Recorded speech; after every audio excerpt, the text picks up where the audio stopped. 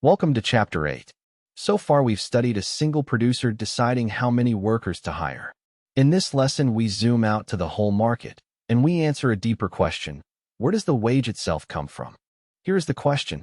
We've seen how one firm chooses the number of workers. But who decides the wage that firm has to pay? The answer is the labor market, the meeting of the demand for workers and the supply of workers. Let's recap the firm. A producer hires workers to make output. Each additional worker adds some extra production. But because of diminishing returns, each new worker adds a little less than the worker before. That extra output from one more worker is called the marginal product, MP. As we keep adding workers to the same land and equipment, the marginal product falls. The workers are identical. What changes is their position in the production process. Now let's attach money to that output.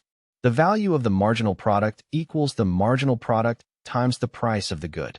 For example, if a worker produces 100 kilos of tomatoes and the price is 8 shekels, the value of that marginal product is 800 shekels.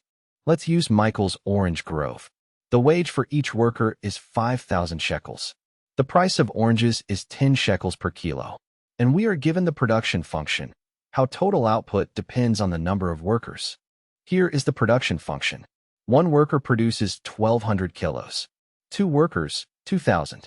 3 workers, 2,600. 4, 3,000. 5, 3,200. 6, 3,300. Output keeps rising, but more and more slowly. Now the marginal product, the extra output from each worker. The first adds 1,200, the second 800, then 600, 400, 200, and 100. Clearly falling. This is diminishing marginal returns in action. Multiply each marginal product by the price, 10 shekels, to get the value of the marginal product. 12,000 for the first worker, 8,000, 6,000, 4,000, 2,000, and 1,000. This is how much each worker is worth to the firm. And here is the rule that drives everything. The firm hires a worker as long as the value of that worker's marginal product is at least equal to the wage. Each such worker brings in more money than they cost. So take a wage of 5,000 shekels. Which workers clear the bar? Worker 1 is worth 12,000. Yes. Worker 2, 8,000. Yes. Worker 3, 6,000. Yes. Worker 4 is worth only 4,000, less than the wage. Stop. So at a wage of 5,000, the profit-maximizing choice is 3 workers. The fourth worker would cost 5,000, but add only 4,000 in value. Hiring that worker would shrink the firm's profit, so the firm stops at 3. Let's check the profit at 3 workers. They produce 2,600 kilos, which at 10 shekels each brings in 26,000 shekels. The wage bill is 3 times 5,000, or 15,000. Profit is 11,000 shekels, and that is higher than at any other number of workers. And here's the beauty of it. We did not actually need to compute profit for every level of employment. The simple rule, value of marginal product at least the wage, lands on the same answer directly. That one comparison is the firm's entire hiring decision. Now watch what happens if the wage drops to 1,000 shekels. We hire while the value of marginal product is at least 1,000. Now workers 1 through 6 all clear the bar, all the way down to the 6th worker worth exactly 1,000. The firm hires 6. Notice the pattern. At a high wage, 3 workers. At a low wage, 6 workers. The lower the wage, the more workers it pays to employ. This relationship between the wage and the number of workers hired is exactly the demand for labor. Let's lay it out as a schedule. At a wage of 6,000, the Grove hires 3 workers. At 4,000, 4 workers. At 2,000, 5. At 1,000, 6. As the wage falls, the quantity of labor demanded rises. Plot the wage on the vertical axis and the number of workers on the horizontal axis, and this schedule becomes a downward sloping line. This line is nothing other than the value of marginal product curve. It is the firm's demand for labor. So read the value of marginal product curve the right way, and it is a demand curve for labor. For any wage, it tells you how many workers the firm wants to hire. Higher wage, fewer workers, lower wage, more. Now go from one firm to the whole market. Add together the labor demand of all the firms that hire this kind of worker. The sum of all those individual demands is the market demand for labor. And the market demand slopes downward just like each firm's.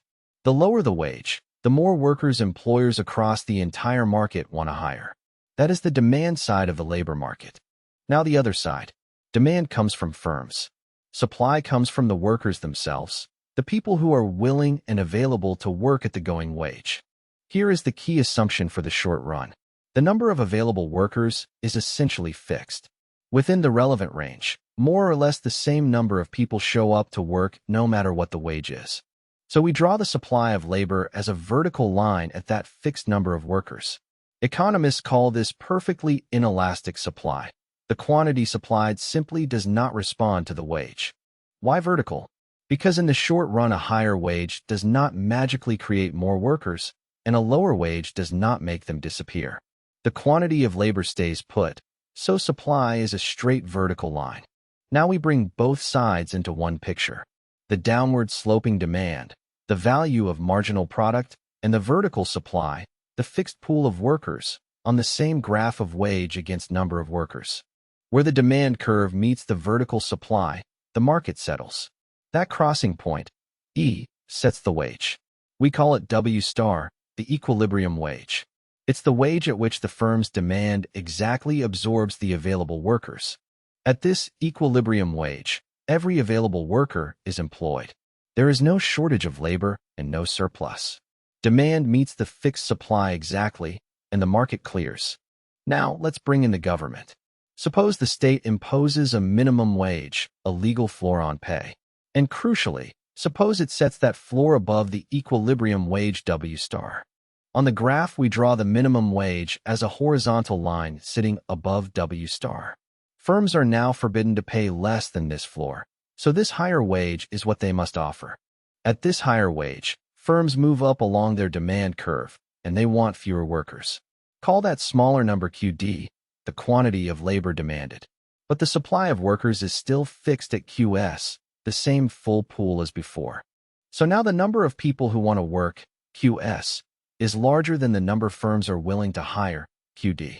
The gap between them is a surplus of labor. And a surplus of labor has a familiar name, unemployment. Who gains and who loses? The workers who keep their jobs now earn the higher minimum wage, so they are better off. But the workers between QD and QS are priced out.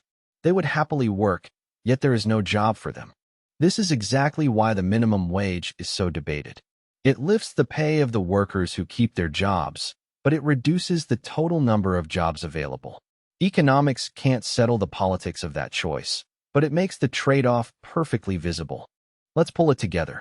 The demand for labor is the value of marginal product curve, sloping downward, so a lower wage means more workers. The short-run supply of labor is vertical, perfectly inelastic. They cross at the equilibrium wage W star, where everyone is employed. And a minimum wage above that equilibrium creates a surplus of labor, which is unemployment. If this lesson made the labor market click for you, please subscribe and hit the like button. It genuinely helps the channel grow. And to go deeper, join our members club, where you get the full quiz library, fully worked solutions, and extra practice questions. Thanks for watching, and I'll see you in the next lesson.